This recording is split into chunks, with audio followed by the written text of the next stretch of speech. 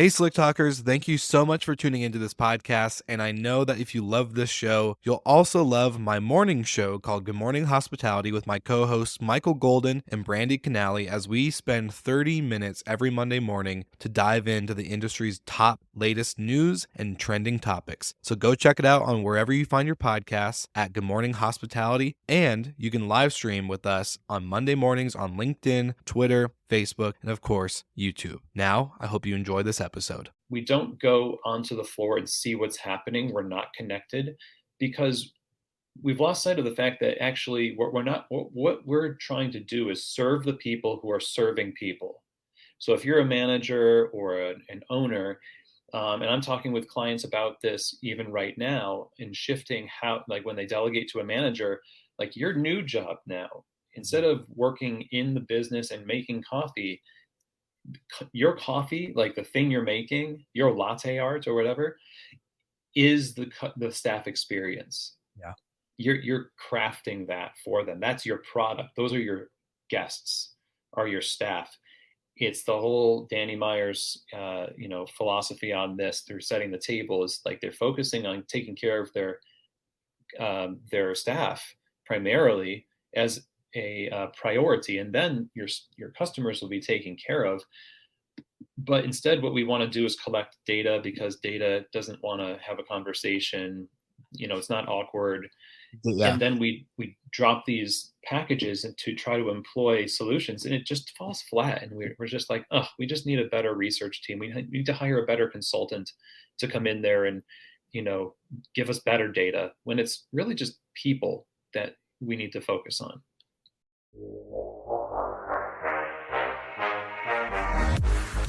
You're listening to Slick Talk, the hospitality podcast, a podcast for those who are in and around the hospitality industry who love, live, and breathe what they do.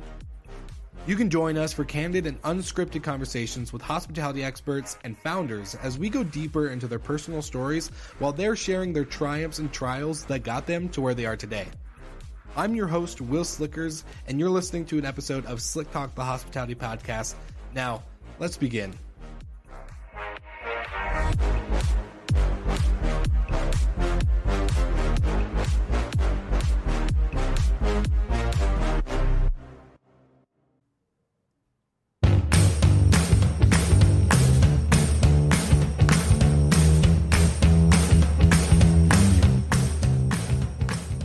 What's up, all my Slick Talkers? This episode is brought to you by my friends at Hostfully.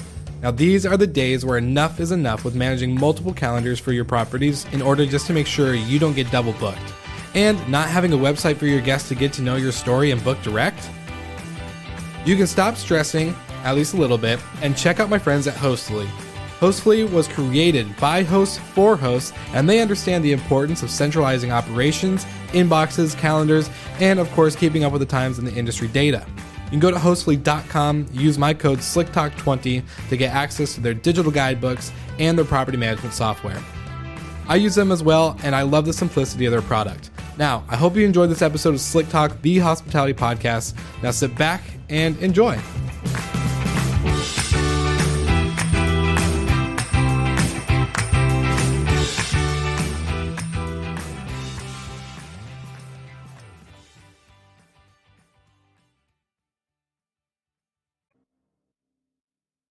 All right, everybody, welcome back to another episode of Slick Talk, the hospitality podcast. And I am here to interview Chris, who is the founder of Keys to the Shop, which is also not just a business, it's a great podcast that you should also check out. But Chris, welcome to the show, my friend. How are you doing? I'm doing great. Thanks very much for having me. This is exciting. Awesome. Well, I love that we got to connect over podcasting. Outside of your podcast, can you just introduce your background and how you got started into hospitality and cafes and coffee and all the stuff that we're going to jump into today? All right. Yeah, I like that. Can you just do that? Like it's really Yeah. try to keep it short. But yeah, my background is in specialty coffee, in particular coffee retail, coffee shops. It's been that way for 22 years now. I got my start working as a barista like anybody. Originally, I just loved coffee. I liked going to coffee shops and I would journal there. I would read, and this was back in like 1998, 99. And I eventually decided that I was just going to work in coffee. And it doesn't sound like an epiphany, but it really was for me. I didn't know what I was going to do with my life. And so one day I was just sitting there and I had this thought, why don't I do this? And that's exactly what I did. And I've never looked back. Got fired from my first coffee job, which was great. I would have fired myself if I was the manager too, not because I was a bad worker. I was just, new, passionate, and kind of useless. So I guess I was a bad worker. Learned a lot of good lessons though.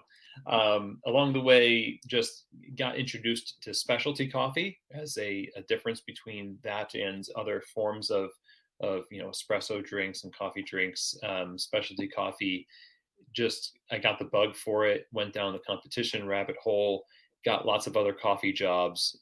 Quickly became trainer, manager, and operations management. Did speaking competitions, and that just started to carve my career. I spent all this time behind the bar and working with the day in day out operations of lots of cafes while being in the coffee industry as I hate the word influencer, Yeah. but in the time of third wave coffee, when it started coming around, there was a group of us that, we all knew each other and we were all kind of like inventing things and whatnot. So it was a really heady time and it was a good time. And now, I'm old, 22 years in the business, and I've got this podcast that I've been doing for 5 years in a consulting company called Keys to the Shop. And that's been keeping me very busy. And it's like a new entering into coffee again, almost because you get to explore even deeper depths of an industry that you may have thought you knew. But, I think you probably could attest to that also as a podcast host yourself. Yeah, well, this is a exciting episode for me because like you, I love coffee. I'm not a big fan of Starbucks, so I like the off-brand independent roasters and coffee shops throughout any destination I'm in. And so like getting to dive into the world of coffee with you is really unique on a selfish level. But I think, like, it's such a whole different world, and yeah, like you Mhm. said, I think when you get into the podcasting side and you get into, talking with experts around the world, it becomes, like, I don't know, just in such a deeper depth that you could ever imagine. So for you, I guess, what was some new things creating Keys to the Shop that you just never expected to learn, outside of your 22 years that you've already known? I don't know that it was new facts about coffee, or there's inventions that come about in technology and things, but they're iterations on previous technologies or discoveries about coffee that happen. I would have found out about them had I not been doing the podcast. But what I found out about coffee businesses in particular, because my show focuses on coffee retailers and people who work in coffee shops, managers, trainers, basically anybody who's wanting to, carve out a career in that retail space.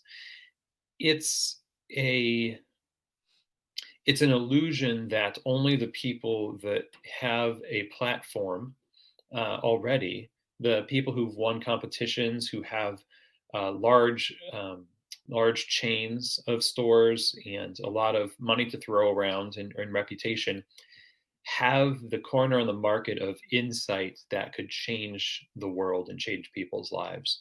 Mm. And it's not necessarily that I didn't believe that before, but it's easy to just stay with the low hanging fruit, Yeah. if you will, which is, for other areas of business, you might say, well, I want to know what Elon Musk thinks, and I want to know what, whoever this visionary, Yeah. um, megalomaniacal person thinks. But then there's people who they might not be making, Teslas, but they might run a garage down the street from you. And their insights about life mechanics and the way to organize your time and function as a human at work and at life would blow you away. And Mhm. so I think that curiosity that's necessary to be a good host has just really opened up, hopefully to my audience too, that genius and good information that will help you do better is not as far away as you think. You just have to ask questions, be open to listen. Mm. I love that. I love that. As a podcast host, that's the like perfect way to phrase it. Mm, Uh, I love it. Ask good questions and be willing to listen. So I guess let's dive into the world of coffee. Like yeah. I'm a hotel original hotel person by trade, became vacation rental podcast person by night afterwards. So kind of introduce us to the world of coffee. What is so special about roasteries or coffee shops and all these things? Because I feel like they are a big part of hospitality. We all know that restaurants, food and beverage, food in general is a great way for not only culture to be exposed, but for experiences to be made, memories. It's a great way for anyone and everyone to come together, right? So, what Mhm. does coffee do in this big industry that we call hospitality? I'd say the phrase, lubricate the wheels of social exchange is one of the things that, bars could claim to that as well. Coffee has the reverse effect on you, of course. But coffee's function in hospitality is beyond the industry. It's just hospitality industry. Let's back up and talk about the fact that it's an industry. It's an Mhm. industry based around a human need for connection over something that is a necessity, and that's food or shelter. So, restaurants, hotels, coffee bars are part of that. They are an extra show of hospitality. The coffee is not a necessity, like eating is a necessity, but Yeah. it's a type of consumable product that communicates your care for somebody. Being that Ethiopia is the birthplace of coffee, and the Ethiopian coffee ceremonies and the hospitality shown by the Ethiopian people still to this day includes having coffee for their guests. That's Mm. always been part of coffee's story. And so it's always been shared, it's always been prepared for guests. And the first coffee house, technically, I guess, is the coffee that was first served to guests in a house, Mm. and now we've got a business around that Yeah. for our communities. We drink it at home and we can't get enough of it, so we go to coffee shops and drink it. And today, we have such great technology for home brewing. We could reasonably, I'd say, make just as good coffee at home if we wanted to as you could in a coffee bar, Mhm. which for some people is a threat, but I don't think so because again, it's around it's community. That we saw this a little all over the place here, but this idea of coffee being a platform that serves something else um, was seen in the COVID crisis when it first happened, when it first was introduced to us. Yeah. Um, the biggest brands in coffee shuttered so many stores, and the cries from people, were not around the corporate entities that had to close their downtown locations and their train depot locations.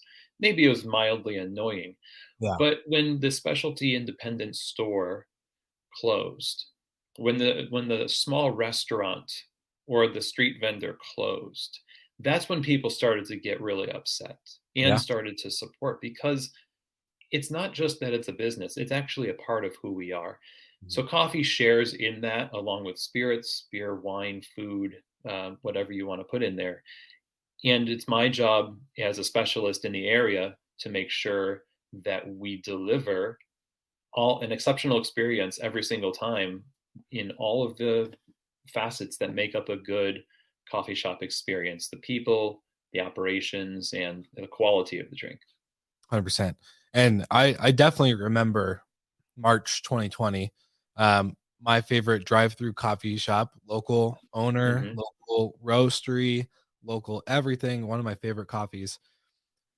I remember those few days, weeks, maybe even a month that went by where I was like, "Why can't I drive through and get my coffee, man?" Like, it was really sad, and, like, you saw the line of Starbucks going, miles down the road, Hmm. um, and, doing the whole transfer of the cup with the mug and, all this other stuff. Yeah. Um, it was just Yeah. wild, but I think, yeah, like you said, it did bring out, like I think it brought out a lot of the community I saw in Facebook posts and Facebook groups inside that town where that coffee shop was hosted. It was like, when is X, Y, and Z shop going to open up? When are they going to come back? When are we going to be able to grab our coffee through the drive-through? It was actually one of the bigger topics I saw in a local community, Hmm. was the coffee, the drive-through.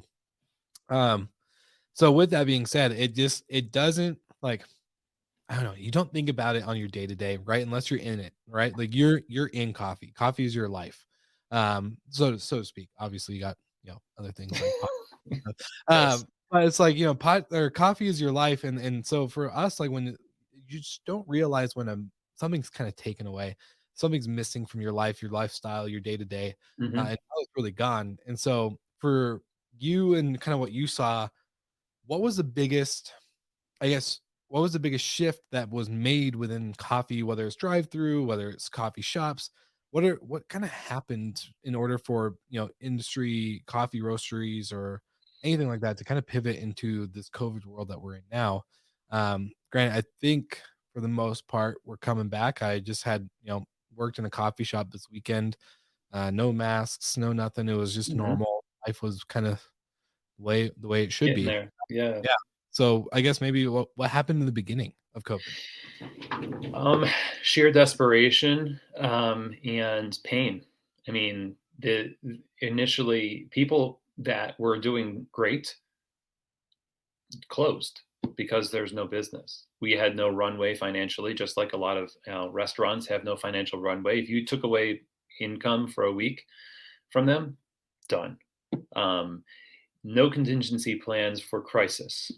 Almost no restaurant or coffee bar or whatever has that type of thing. Now, larger entities might because they're plugged into more corporate, uh, you know, forms of like protecting the asset. Yeah. We're a little bit more organic, and that bit us in the butt a big time.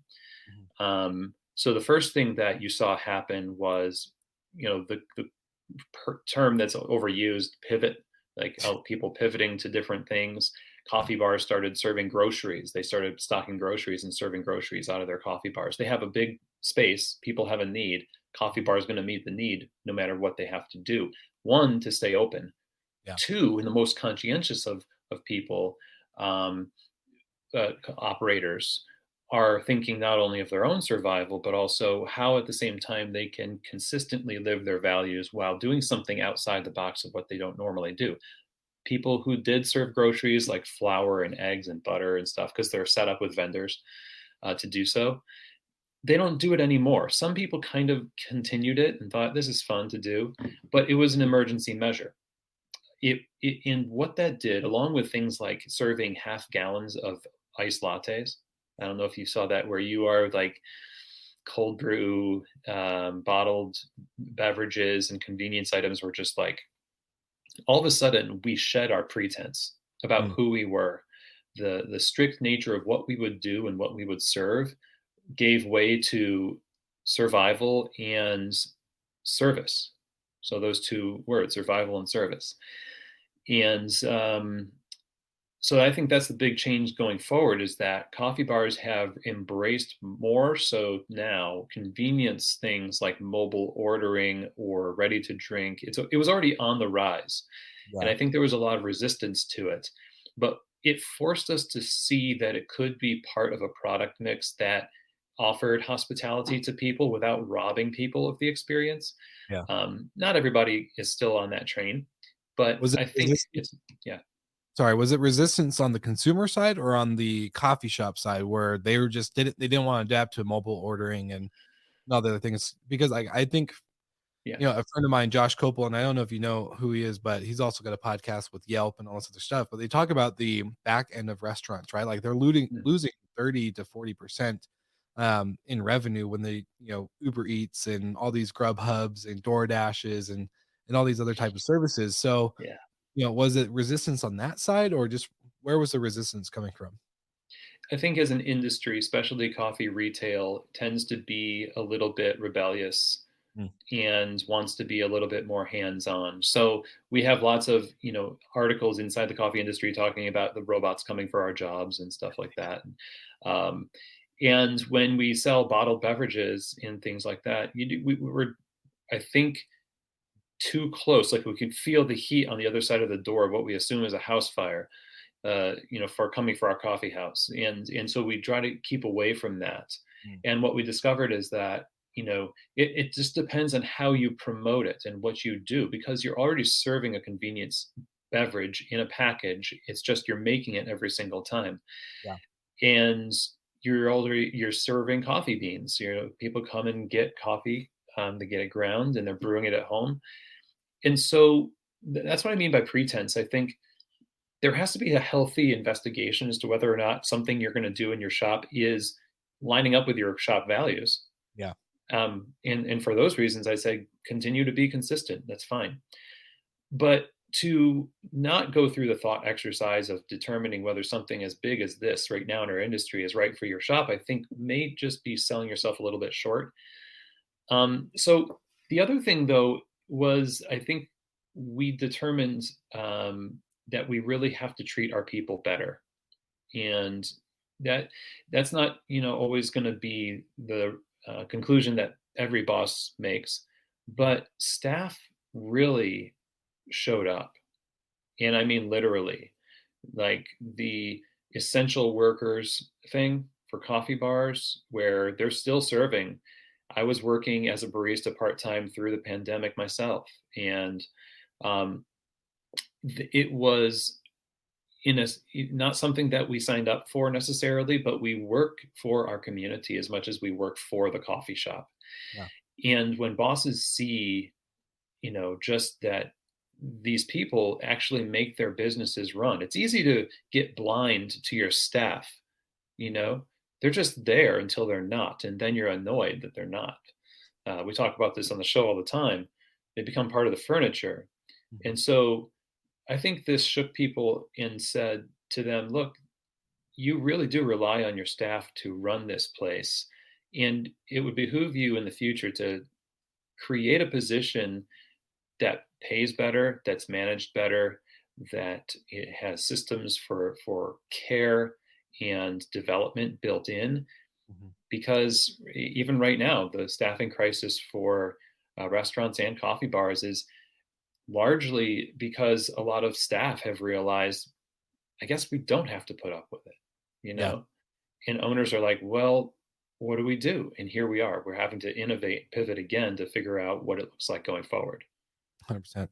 I think like on the consumer side too, not just the employer, the boss level, but the consumers need to be a little bit more forgiving with service industry employees. I think, um, you Yes. know, it was not easy to dine out, to go through takeout, to get a delivery service such as Uber or Grubhub. Like, at the end of the day, these people just kind of get looked at as, excuse my language, as shit on the sidewalk, right? Like it's just like sometimes people just don't really look at the human aspect of service in the sense of Yeah. coffee, restaurants, delivery.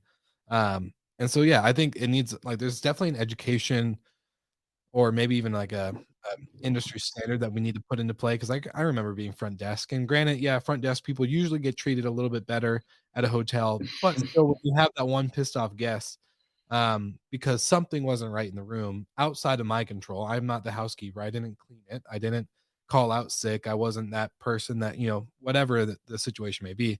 But, like people just coming down and they curse at the staff and they get all hot in the face and Yeah. treat employees and inside a business like crap. You know, it's really belittling, especially when you're providing service. Like no one told, you to stay at this hotel. You just happen to book this hotel or whatever it may be.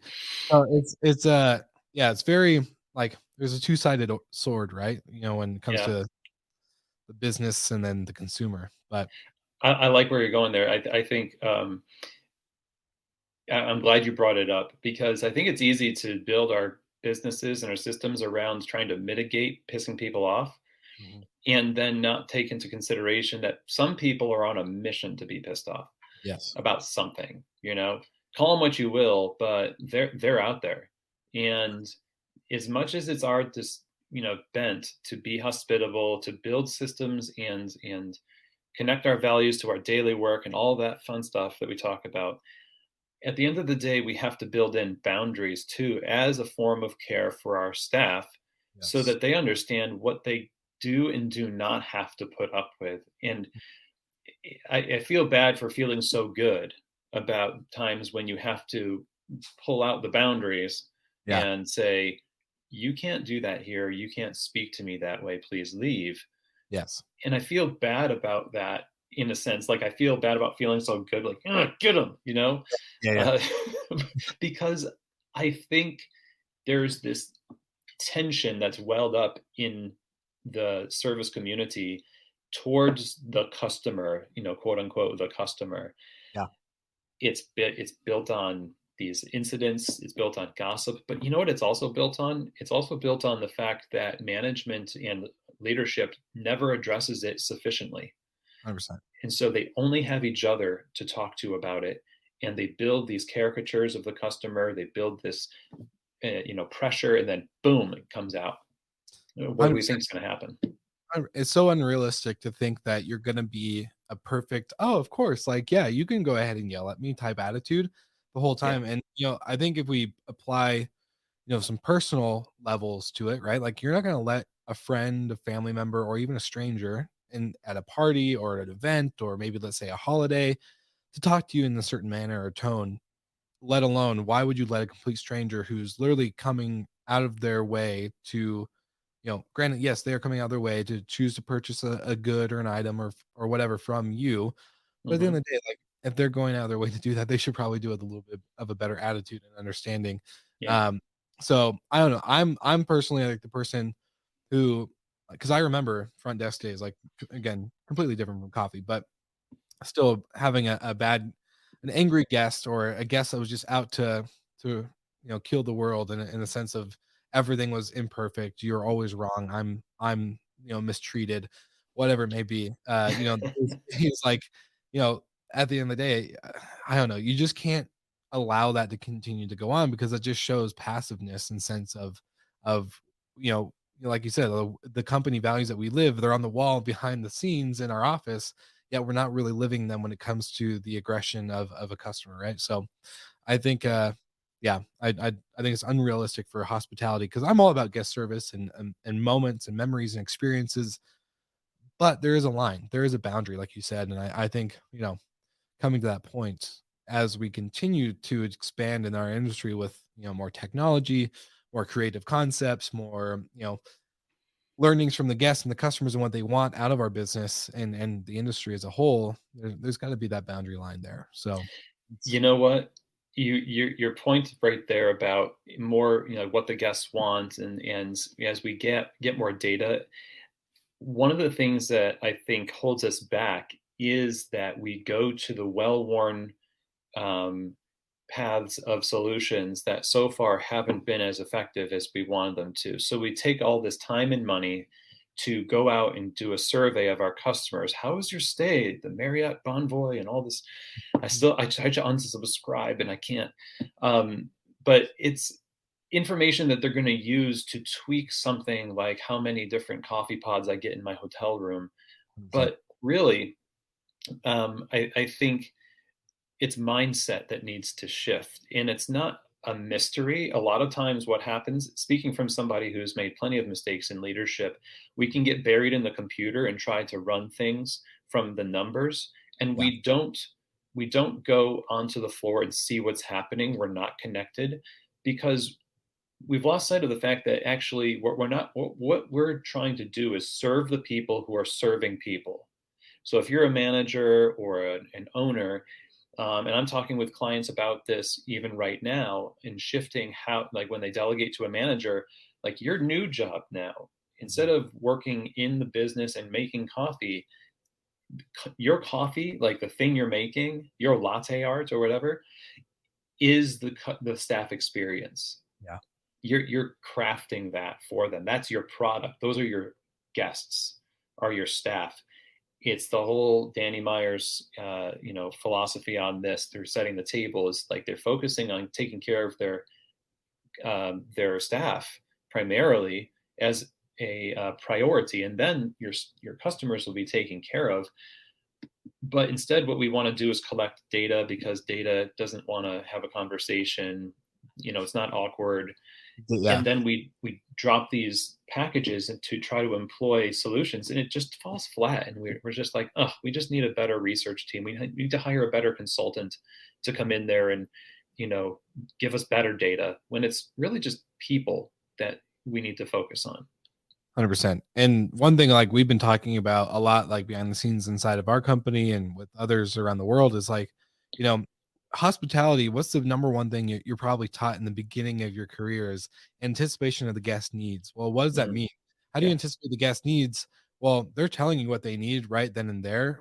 Yes, like you said, it can be awkward. It can be maybe a little confrontational where you're just a little uncomfortable with them being super honest about what's going on with your business, but at the end of the day, the best way to anticipate their needs is by allowing that to happen at a natural level and to really be a consumer of what's being said in your property or Mm, cafe and all this other stuff. But like you said, then we turn to the numbers. So we try to be a data driven company. We try to be data reliant in the sense of the numbers will speak for our customers. Numbers are a transaction. Your customers are really the voice of what's happening inside your business. So yeah, it's very, I don't know, it's back to the basics, right? Like, I feel like yeah. sometimes we're so caught up in all this other stuff that we just gotta go back and remember that anticipation of needs and what that kinda means. Yeah, I love numbers. I mean, it's great. You have to. There's metrics that you have to pay attention to. It's the EKG of your business. It's the vital signs of what you're doing. That's a way of caring for people too. No one wants to get fired because the business went under, 100%. right? Um, that we just talked about that. That happened in COVID for a lot of people. So yeah, data is great, but systems and data and all of these things are servants of people. It's not the reverse. We're not Mhm. just, they shouldn't crack the whip for the people. They should serve the people. So when you develop anything from a financial forecast and systems around that and what you want, and if everyone from your housekeepers to your head chef or your baristas and your manager to do, it has to be in service to the values. And if you can't connect it to those things, and you don't even know what it's like to work within the systems that you make people work in, Mhm. then it's going to get lost in translation. You're not going to get buy-in, and we're going to blame everyone but ourselves. You know, Yeah. and that as someone who comes into businesses a lot, coffee shops, and looks at some of the things that some problems that need to be solved, Mhm. and refinements. A lot of them are things that people already know are problems, but they're sort of spinning their wheels in the same paths, not knowing what to decide. And sometimes I'll come in there and be like, either, we need to get rid of this, we need to shift this way. We need like I'm going to give you a deadline Yeah. to make this get done. And it's stuff that they knew, but we're just frozen. We don't know what to do because we've been trained to sort of blame shift and not take action and theorize, consume books about leadership and management. Like I have tons of them in my office, right? Mhm. Paying attention to your business and the people around you is better than any book. I love that. I love that.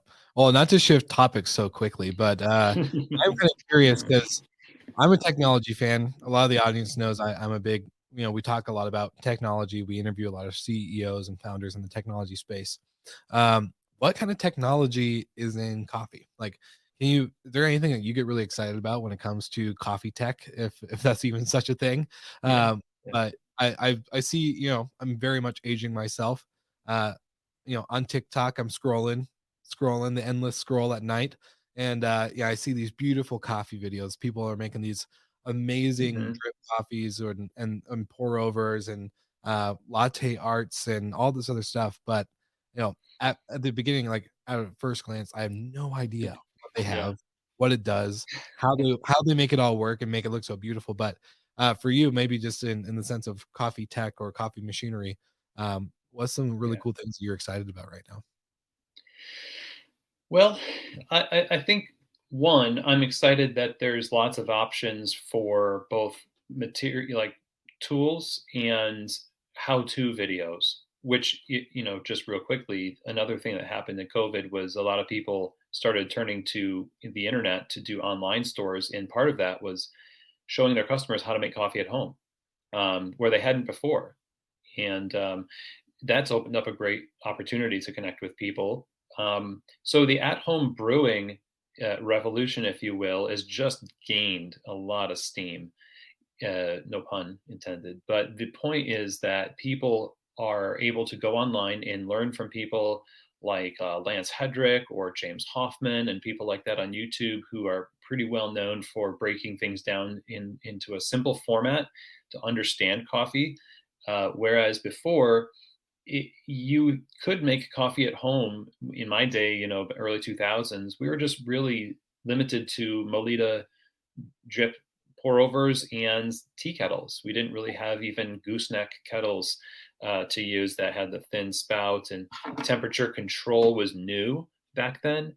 So today, you almost have to try not to buy a gooseneck kettle that doesn't have some kind of variable temperature control on it beyond a certain price point, or drippers that will do the job.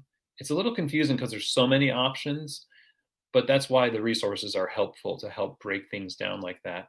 So I'm excited about the proliferation of these things. I'm a little bit irritated that everybody who introduces a new dripper claims that it's going to like unlock magic from your coffee simply because there's an extra ridge. I feel like that's a little snake oil right there. But we all engage in a little bit of that every now and again. Like when somebody says that you're the best restaurant in your city, like voted by the people who read this paper, if you don't get selected, you're like, who cares? But if you do, you're like, oh my gosh, what an honor. Hey, Emmanuel, what are you doing in this episode? Did I forget a meeting? Hey, Will. No, we don't have a meeting, but I love tuning into the recording, so I figured I'd hop in. Oh, awesome. Well, hey, since I got you here, do you mind sharing some stuff about Jetstream? Ever since our episode on Slick Talk, we get tons of questions about you and, of course, Jetstream. Of course. I'd love to share. Anything specific? Well, I keep getting asked, what's the difference between Jetstream and any other service or tech in the vacation rental industry? My simple answer is that Jetstream isn't just the tech you need, but it's the people too. Am I close? The short answer is yes. You see, maybe you're a short-term rental operator or a realtor or an investor. If you have an interest in short-term rentals and hospitality, you're looking for the most efficient way to either enter the industry or streamline your operations. You've got two options. Option one, the hard one. You find a PMS, hire staff, learn the tools, figure out OTA distribution, train yourself, train your teams, price your product, deal with customers, and you do everything yourself. Option two, partner with Jetstream. Jetstream is a complete solution that maximizes your revenue in the short-term rental industry without increasing your fixed costs. Jetstream handles everything. So I don't need to sign up for vacation rental software or worry about distribution headaches. And what about branding? What if operators love their brand and name? Do they have to give that up in order to be powered by Jetstream? Absolutely not. Jetstream does all of this white labeled under your brand name. Everything. You focus on delivering on-site guest delight and growing your inventory. Jetstream handles the rest. And to make it even easier for your listeners and anyone else who stumbles across this podcast, anyone who mentions code SlickTalk50 will receive 50% off the first 3 months. All right, coming in big with the 50% off for our listeners. Well, hey, Emmanuel, I just want to say thank you so much for shedding some light on the power of Jetstream and being such a great industry partner. I do have to get back to this episode, though, but let's get together soon for another virtual happy hour. First round's on me. Sounds good, Will. See you soon.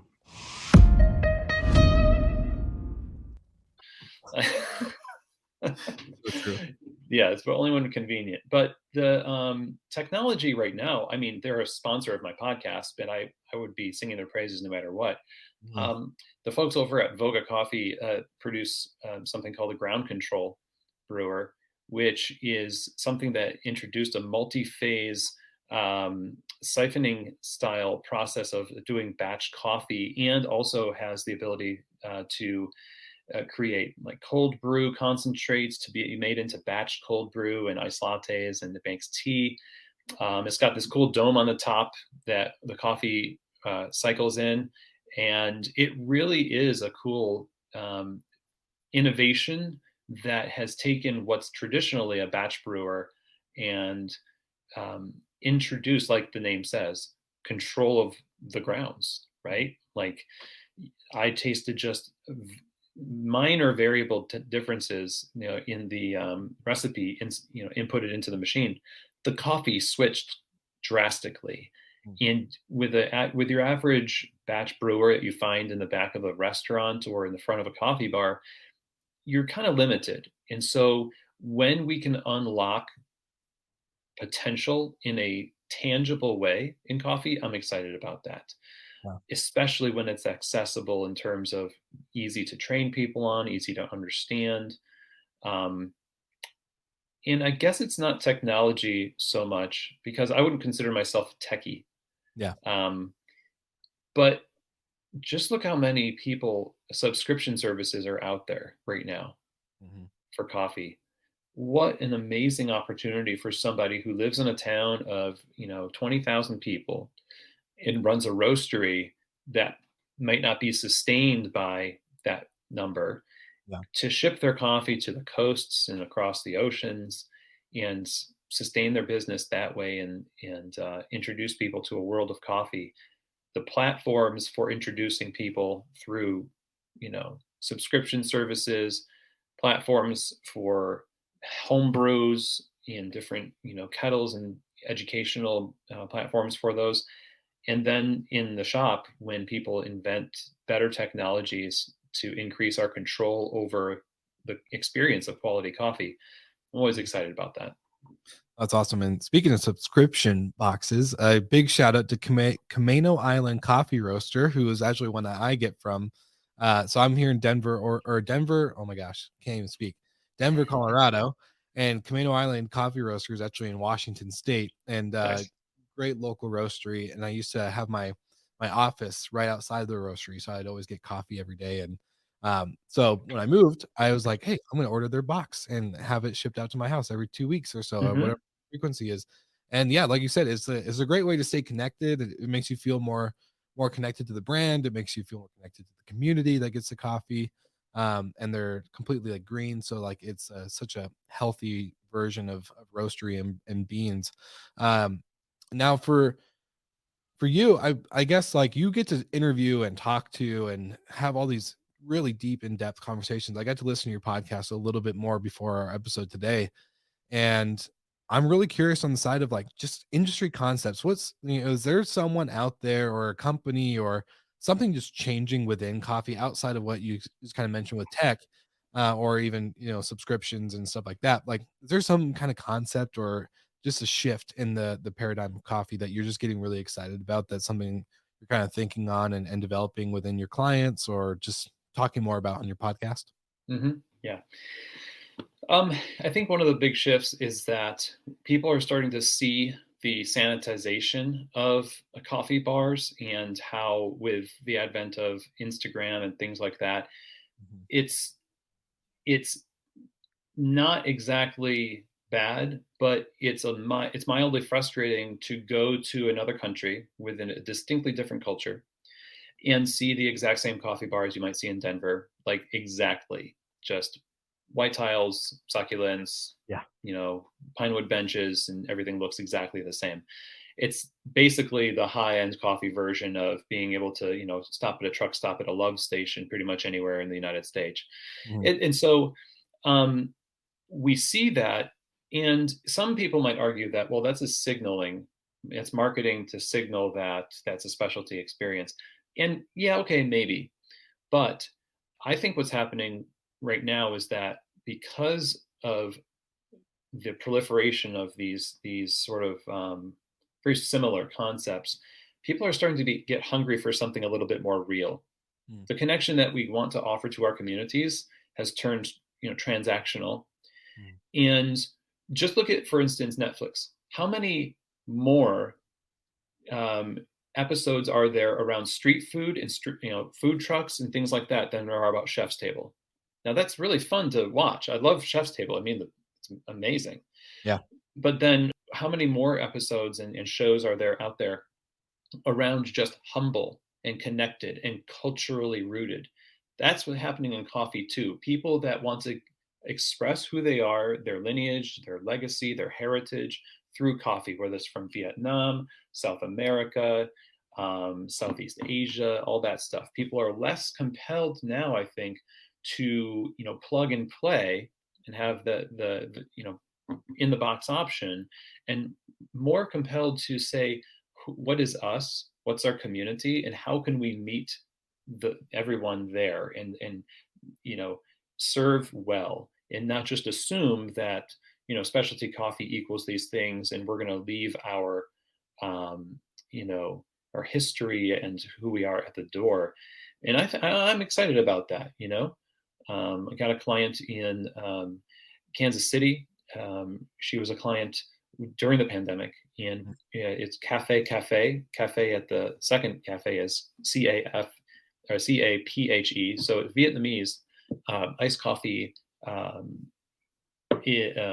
trailer. Now, it was going to be a brick and mortar, and she's actually going to be opening a brick and mortar soon. But it is all things Vietnam. It is colorful, it is friendly, it is casual. It is really amazing what she's done. And it was exciting to get to see her develop that. And she's not the only one. Yeah. Jackie Wen, the owner of that, there's people all over the country that are coming from different cultures that are saying, how can we do this and serve our community? And I think that's a shift in the industry.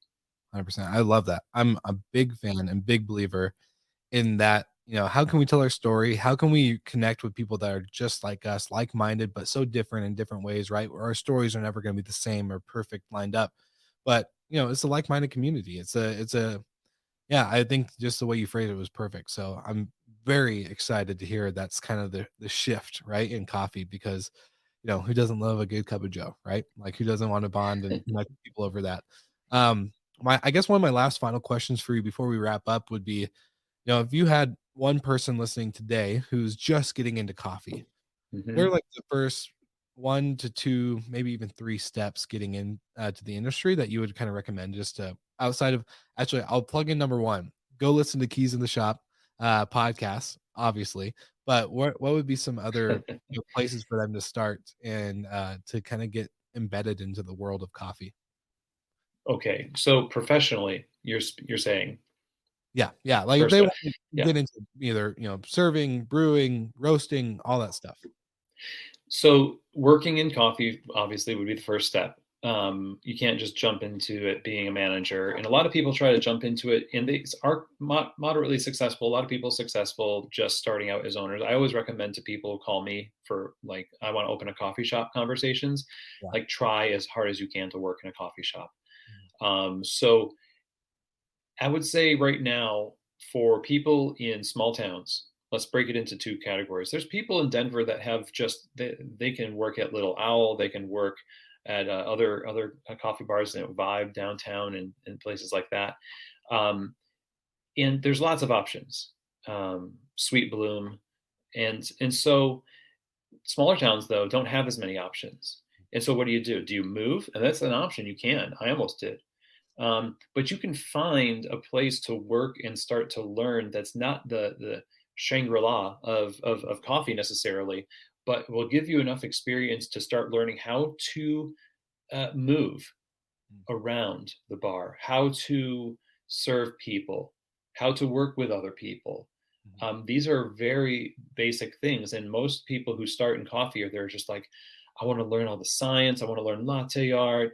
I want to whatever, like I don't know what it's like to onboard and train people in the bar world, but I imagine people are going to try to do some flair before they get smacked upside the head and say, like, why don't you just try to pour consistently? Yeah. And so you have to focus yourself on learning the basics well. And then if you outgrow that space, maybe you should move to a place and start learning what's available to you in a greater world of coffee. But I actually just am going to release an episode later this afternoon called "The Seven Deadly Sins of My Career," and I go over some, mistakes that I've made that were pretty significant.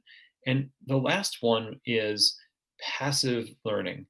So going into it thinking that the business that I'm about to be an employee of is going to fill my needs and take care of all of my education. Education and learning happens all around you. Being taught happens way less. So you go to a class, great. Somebody sits you down and says, do these things because I'm so wise, and here you go. That happens sometimes. But learning and an opportunity to learn from your experiences happens all the time. So you definitely don't want to go through several jobs just being angsty and being like, this sucks, you know? Yeah. It may, but if you have a sucky attitude about it, then it's going to suck even more, and you're going to miss out on a learning opportunity, be it a good place or a bad place. So that's the first thing. Sorry, it's not like a quick first thing, but the next step would simply be to start to, try to teach people humbly, and that will help you learn. As you give of yourself and your information with the idea that I'm just learning too, but I can help you in this way, then that's going to help you solidify that information in your head. And you might end up in a management position. You might end up in training. You have to be careful, though, because a lot of owners will take somebody who has just a tiny bit of ambition and skill and try to force them into a position of authority and leadership before they're ready. And I think if you've developed yourself that first step enough, you might have the temerity to say not yet or no. And that's probably the best decision you can make, is to wait until you're at least 75% ready and then do it. And don't be guilted into taking a position that will just hurt other people, including yourself. So there's a couple of things that maybe just generally are good for anybody entering the workforce, coffee included. I love it. I love it. That's really good advice. And, it makes me reflect on some of my early days, right? When I was just thrown to the wolves at the front desk and then became management and all this other stuff. So it's really good. Really good advice. I'll have to admit. And obviously, so I love to ask the final question to all of our guests on the show. The best place to connect. If someone in the audience that's listening to the podcast or watching the live stream or doing anything like that, where's the best place to send them your way? Obviously, again, I'm going to plug everything in the show notes. Make sure that your podcast is plugged in as well. But where's the number one location you'd want them to go if they were curious to learn more and maybe connect with you outside of the podcast?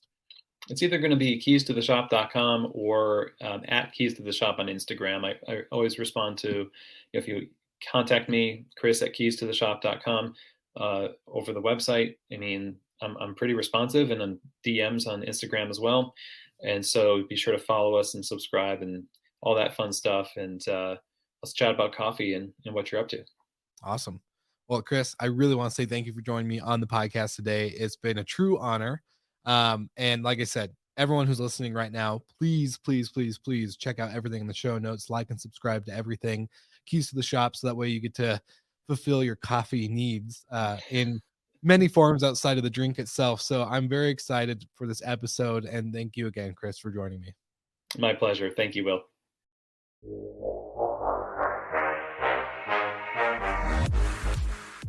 Thank you so much for listening, and thank you to our show partners for making Slick Talk, the hospitality podcast, possible. We hope you enjoy the show, and we would love to connect with you outside of the podcast. So you can follow us on all of our social media channels for daily hospitality content, or find us on slicktalkthepodcast.com. And don't forget to rate, review, and subscribe so you never miss an episode. I'm your host, Will Slickers, and we will see you guys all again next week.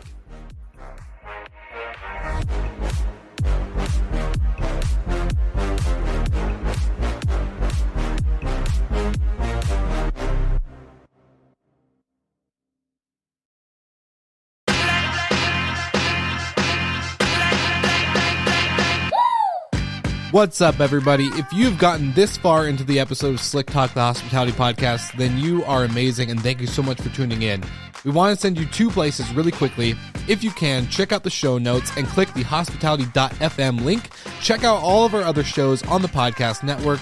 And don't forget, if you have someone that you want to hear on the podcast, then fill out the guest fill out form so that way we can get them on the show.